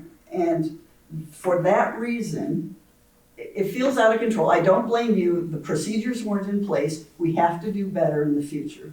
But for that reason, I didn't want to say, yes, have another 5,000. I want you to finish it, so I was kind of torn. I want to get it finished, and then I personally want to halt expansion of the cemetery. But I knew you guys had it, so as kind of a protest vote, it's like, yeah, we're not tracking this stuff at all. We have no idea how, we really, if you gave me a number of what you spent today, I would have to trust but verify, because I'm not sure you could come up with that number. So, Can I have a second here? absolutely. I'm in total agreement with you. In fact, I'm really surprised how I've come to this meeting hoping that you would be in agreement of what I'm going to suggest. Now, I'm not gonna suggest we institute it tonight, but again, this business of, we don't know how much we're spending, we don't come before the board and ask for more if we need more, et cetera, et cetera, et cetera. Well, I've got potentially a way of dealing with that, and it's pretty much what you just said. If one of us comes to the board and said, I've got this idea, this great idea, I'd like to build a bridge between here and Village Yellow Springs playground, and so people can do it, I only need $30,000 to do that. Can I have the $30,000 to do it? Don says, of course. Marilyn says, of course. I say, of course, we have to do that. So we take that $30,000 and we ask our fiscal officer to put it in a fund, a correct fund. Now, that was for the playground, the path to the playground. It could be for a new dump truck, it could be for a number of reasons. But if we agree that we need to spend $30,000 for something other than normal everyday stuff, we take that money, appropriate it into a other account. We've got so many other accounts we don't know what to do with. And mark that other account for, we put $30,000 into it, it's for the playground path, let's call it, a walk. And there it is. And every receipt that comes in to the fiscal officer that's marked playground, she takes it out of that fund. And when that fund gets down to zero, she says, we don't have any more money, we're not spending any more money on this unless you allocate more. It sounds like a good system to me, because that way we'll know when we're running low on this money and or don't have it anymore, as opposed to potentially going over it and then being caught spending a couple of bucks more than we had originally planned. I definitely think we need a system. I don't know if it's the best system, because Well, I'm think not about it. I'm not an accountant, but it Would you think about it? It would resemble that. I would add that we need to do better budget planning, so we don't come in, we get middle of the year and say, hey, I got an idea about playground bridge. No, that should come at the beginning of the year. I know there's always exception. I will take exception to the fact that you're comparing your cemetery expansion to legal fees. I don't think I should have created a fund somehow knowing that we were about to have a crisis. I didn't spend this 15. I wasn't there, I don't know how the didn't- $5,000 got allocated. That's because you refused to come to the meeting. Because we were not legally represented in an extremely sensitive legal issue. We had Jen on the phone. Well, I didn't know that until after the meeting. I was told Fred's there, he'll be the representative. No. Yes, that's what I was told. Okay, we're getting a little far afield here. No. Maryland lawyer did not spend $15,000 in legal fees for this crisis. The Miami Township Board of Trustees spent it. After you appropriated $5,000 for the This project. board appropriated, me and Don Hollister, in your absence. Okay, but who made the motion? You're ridiculous. This is really not on the agenda. This isn't on the agenda, and this is I'm trying to ridiculous. move forward. If it was your way, we would never have reformed our fire department, I guess. This is hijack, and Item number 8, this is the road report. Now, it says Harbison Road Project Mutual, but I'm going to pass this along to Marilyn because she went to the effort of contacting our county engineer and getting all the application information and getting all the required submissions for this Ohio Public Works Commission grant that will be pending approval, hopefully by the end of the year. So would you like to report on that? Report on what? On the Okay, I'll project report phase? on it. This opportunity came up, I don't know who, I'm happy about it. Let me say, I don't know who first engaged with it. I imagine it was you and Dan. The county came to The us. county came to you and Dan and you guys did. The first I heard about it was offhand at one of the TLT hearings saying, suppose we don't come through for the Harbison Road project that we're mentioning. And I thought, what project is that? I never heard of that. So in the future, I would like to know about it earlier. Because I didn't really know about it until I started seeing emails. On June 5th, that we were invited to a meeting out on the road and I said, well, I emailed you guys, what's this about? Could somebody tell me what this is about? And I got no response. And I'm not upset. I'm just saying that later, about a couple, maybe 3 meetings ago, I said, okay, what's this Harbison Road? Do we have enough money? I'm hearing that we got some big matching funds. And you said, don't worry about it, Marilyn. We don't have to worry about it till next year. I'm like, okay. And then I suddenly get a call about, do we have enough money for the Harbison Road project? And I'm like, what's even going on? So I didn't know if you took exception to me going to I bothered the Greene County engineer to find out what all the details were. And so. Well, appreciate it, thank you. So, and I don't know if you intended for me to do that or if you were already handling it. Fine with me. It seemed a little bit fly by the seat of the pants, but we'll improve on that too. I don't think you were in town, as I recall. I'm not sure, I don't know. I wasn't, I got a call in Hawaii, but it's cool, it was fun, it was on the beach and it was a lot more fun. So I got it all straightened out. I thought maybe you were upset about it because of a terse email got, but maybe you weren't, that I went to so we already had a meeting in Harbison Road. It's one of our, it needs a lot of repair, it's a very thin road with no base and it's narrow and the edges are breaking off and there's an opportunity. Cedarville lives at the other end of it, we own about half, we have about half and I would assume the Biden infrastructure grants are still active. I assume that's where this is coming from, where we get a grant for a $535,000 rebuild for, our portion will be about $88,000. So we're getting $400-some thousand. It's kind of a no-brainer. And I'm happy to announce that we've applied for it. I don't know if we'll get it. Okay, thank you. Dan, do you have anything to add to the roads? We're gonna be helping Bath Township with a culvert Wednesday, because they helped us do some paving last Thursday. So we have all their equipment crews, we got to help them out, so that we'll be doing that probably half a day. Yeah. Won't be a full day, but, and then we're doing ditches. Mhm. I was only able to get through about half our roads this weekend, but I thought everything that I saw looked really good. I mean, all the berms were down and all the sides were trimmed and. There's a little bit of trimming left to do on Hyde, and there's some of the ditches need to get involved. It's our third round, so. But you're Yeah, we're on top of it. you're pretty well, yeah, I was gonna say, you're pretty well on top of it. Good try. Let's see, Backhoe engine cover has a new coat of paint. So, Yeah, new coat of is it all paint. together? And, oh, yeah, well, the new radiator's sprung a leak, so it is now back at the radiator. Are you shop, kidding me? And it's sprung a leak, it's being fixed. On the sides or in the On the fins? bottom of it, underneath, Really? I don't know, I took it over today to pick it up Wednesday sometime. But other than that, we're in good shape. Good, glad to hear it. Anything else? Yes, sir. Anything else for the roads? Don, Marilyn? Okay. Let's move along. Let's see, fiscal officer report. There's something under here, it says Township Amazon Business Account Solution to Access.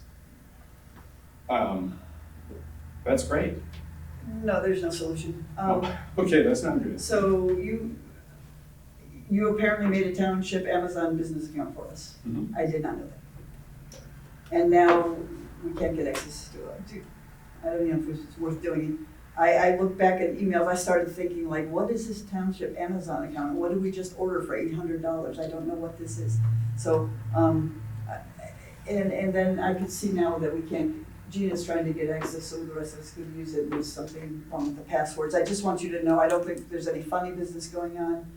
On June 10th, somebody ordered something, I'm assuming you, for $857. That was shipped on June 20th. On July 4th, we got our monthly summary and it adds up at $857.09. Cool, nobody's doing any funny business.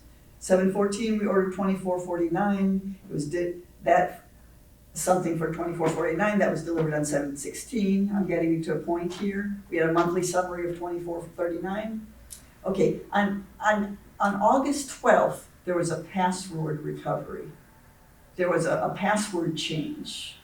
And that could have been me, but I don't know if it was It you. was not me. I think what happened was I had no idea that we now had a township business account. And I'm thinking, why are these charges coming in and what is this? So I probably said, if you don't know your password, click here. And I probably triggered a password recovery and then I got cold feet because I don't know if it's so there was an attempt password change, but when the digits came in, I didn't follow through with it. That might have screwed up your entry. I just want you to know that then you ordered some epoxy for $9.99 and by the end of September, that was the only charge. So after that screw up, nobody's going in there and buying things in our account. So No, they're not because they can't get into it. That's the whole problem. yeah, For some reason, you know, it's easy to say somebody's been in there and hacked into my computer system because this is not recent. This is three plus months ago. I can order things from my own home on my own laptop with the business account. Very strange. All it has, it says change users or change account, and I can switch it from Miami Township to Chris Meacham on my iPad, no problem. This computer will not even recognize an Amazon account that exists. And there's nothing I can do to straighten it out. And after originally going through about 15 different people and hours on end on the telephone to get this thing set up through the Ohio Township Association, and God love them for making this offer because it sounded like a great idea. I was ready to put, I finally got it to work, and I was ready to put Gina on it. She asked me to put her on it, I said I would. And I would put everybody on it, but I couldn't get on the account. I just thought And I still can't. maybe the fact that I did that password recovery, we have our joint trustees thing, maybe I screwed something up because we have, I don't know. Anyway. I don't think so, because I did order the epoxy for the road department just a couple of weeks ago. I don't know how long So ago it you sounds like did it's that. still working for you, so somehow we have to fix that, but I don't care about it tonight. I just thought possible solution was password recovery, but maybe our tech people could help us or something, I don't know. Possibly. Anything else for the fiscal officer? Item number 10, is there a zoning administrator this evening anywhere? Yes. Okay, Oh, there it is. so I plan to do this one very brief, which is very uncharacteristic of me. But the second, that's mainly for time. The second part of it is I needed to know where the three of you as trustees stood, but I do not feel like asking you this question this evening. So, as you see the report, 3 permits issued. I met with the Board of Zoning Appeals at a regular meeting. Zoning Commission has met twice. We're well on our way of moving the draft forms of text amendments. We have 8 in the hopper right now, or holding them until it's time to send these all in one large group. The Ohio grant, I sent a progress report to the state of Ohio for the first quarter and requested reimbursement. Only $200 will come back to Miami Township. We're a very small part of the numbers. Most of it goes to regional planning. So when the money comes back for that first quarter, and it'll happen for all subsequent quarters, then Gina will issue a check to regional planning each quarter. And in regards to the zoning resolution, I just wanted to give you an overall view, because sometimes I talk about text amendments and you wonder, like, when are we doing them? Why are we doing them? Basically, you have approved 5 text amendments in 2025, and that will be it for the entire year of 2025. And then the work that we're doing with regional planning, 8 of those, like I said before, 8 of those text amendments, or 8 different sections of the resolution have been worked on, and there's another 11 that we'll do in the next 2 months. The first 4, by the way, are on the website. I put them on the website under zoning resolution. There's a whole narrative for residents to read so they know why these text amendments are there and what the deal is with whole Ohio and the grant money. Anyways, that's where I'd like to end this one because there's some things I'd like to ask you about, but I'd rather do that at the next meeting. And I would like to attend your second meeting for the next 3 months so that I can start explaining some of these text amendments that have already happened. So I plan on doing that on the PowerPoint board so that I'm not bringing them all to you, like here's 30, whatever it is, 19 of them all at one time. That's all I have. Just let Cindy know you want to be here, it's done. Okay, thank you. That's it? It's a shorter version for a reason, sir. And Lori, you said that, I think you said that last thing was not on the agenda, the substantial cost overrun for legal service. That actually is in under new business. No, but it wasn't on the agenda when you were discussing it. Yeah, right, it was on board. It was out of order, Right, yeah. and you're supposed to. This You're is supposed just to for vote. information, I assume? or- It's You something I'll change- go by next time. Okay, give me that back. Passed I'll pass that resolution. next time. It would not So I don't change make the more order copies. of discussion Yeah. without a vote. Yeah. And that didn't happen, so that's what I mean, it was not on the agenda at that time. Anything else for the zoning administrator, board? Notice in the community we're too early, new business, substantial cost of Well, I legal would like service. to make a motion that we increase our limit for our private attorney, Jen Huber, to, I guess, 18,000 now, since I believe we're at 17 something. I think that motion was already made earlier in the Do- meeting, do- did and we- Don seconded it. I don't- But maybe, actually, let's wait on that, because I wanna know the real figure. I'd hate to make it a ceiling of 18,000 and find that we've already gone over it. But I would like to add at this point that another cost was, for the levy, which had a lot of hurdles this year, because there was a lot of legislative change. The county didn't even have their stuff right. Yellow Springs was chiming in, and all of these things I needed to consult Jen to get this straight, to make sure that levy was delivered to the ballot, and it was, and so it's a $595,000 levy, so I think it was well worth the cost of the. My cost concern was only up to the time the past, chief passed away. After that, not a penny. of additional cost. But we still, on January 1st, we still said that if we go over 5,000, we need to come back as a board and ask, and we have that legislation in place. So it was done. Yeah. Well, You may not have the concern anymore, but the concern, we are supposed to raise that level if we need to. you said as of January 1st? Every January, we say. Oh, I was saying in January. Every January, we say, we're contracting with Process Johnson and up to 5,000 unless there's another board action. And there was another board action, during the fire department stuff, and then not after that. So Yeah, that was. I think just- we should that do was my- that, that was my just to be concern. proper.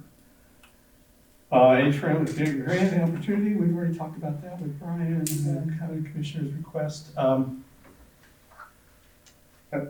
It's pretty self-explanatory, the commissioners, on their own accord, and surprising to a lot of people, including myself, have decided that they have taxed us too much. And I'm going to give back some of this excess tax that they taxed us. To the people. To the people. Yeah, not us, but us and the people. And they're encouraging us to do the same thing, which certainly in theory sounds great. I'm not sure we're receiving and stashing away a substantial amount of money. that's not either earmarked or being used for normal operating procedures. But I, as a board member, applaud the commission to take this opportunity to review their finances, decide that they've got the wiggle room to make this adjustment, and congratulations, gentlemen and lady.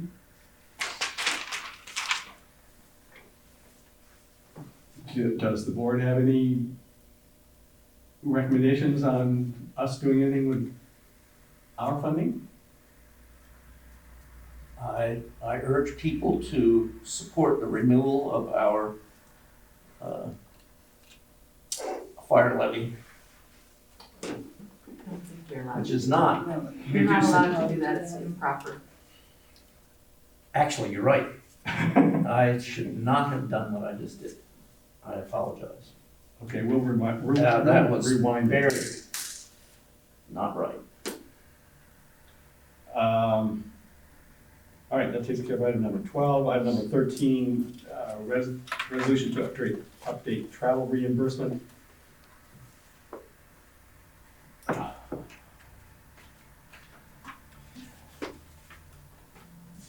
Now, I've got no problem with any of the adjustments that were made on that. I'm personally a little disappointed that the board has decided to not take my advice and follow my decision not to accept reimbursement anymore. Oh, we accepted that. Pardon me? We accepted that. I mean, that's fine with us, isn't it? This is, And you're not gonna accept travel reimbursement anymore? No, I am, if No, I that's fine. travel. That's what I thought. Yeah, I mean, I never have in the But- past, but it's always possible that I might in the future. But now that the Pandora's box was opened and all the questioning about, you know, who's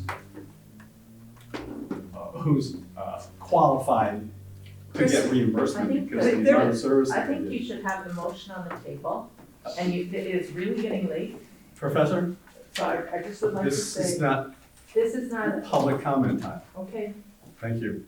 I'm, Consequently, go ahead and make the motion. I move adoption of resolution 2025, 31 probably, 31. 2025-31, and I can't find it. reimbursement of travel expenses for elected officials. And you've read it? I have read it. And then I was gonna point out the finer points, but if we've all read it. If I may, the original agenda packet that was sent out had a draft copy of that reimbursement. The corrected copy was available this evening. That was my error. One adjustment on the last page I'm making. An unanticipated trip to a retail or wholesale establishment that could not be approved in advance and for which there was no department employee available to complete the necessary trip must be submitted instead of may be submitted on a mileage reimbursement form to be approved or denied in the next open meeting of the Board of Trustees. And I believe that Gina is updating a reimbursement form that seems to be from its type font, seems to be from the 90s and doesn't have adequate information, so we'll be having a new reimbursement form. And may I add that the Greene County prosecutor asked us to do this. He asked us to update, he strongly suggested that we update our travel reimbursement form and that we especially he asked us to especially attend to the approval process for elected officials. So that's all I wanted to add. Did you second? A second. Motion a second. Any further discussion? My one point would be that, I'm just concerned that it's just gonna cause, the Pandora's box is open, it's just gonna cause infighting among board members about who's qualified and who's not qualified to get reimbursement. Chris, we're not talking about people being qualified. What happened last time was there was a commission that is a commission of the state. And I made the suggestion that we shouldn't be You said I was not in service of Miami Township and was not qualified to Yeah, receive the I- reimbursement. How about if we talk about the wording of this? Okay, I don't wish to talk about it. Hearing nothing further, may we vote please? So moved and seconded to adopt resolution 2025-31, reimbursement of travel expenses for elected officials. Mr. Hollister, Yes. Ms. Moore, Yes, Mr. Mutcher, I'll abstain. resolution is approved. Any other old business before the board? Hearing none, I'd entertain a motion to adjourn. So moved. I second. Thank you all for coming. Have a Can I very make pleasant some- evening.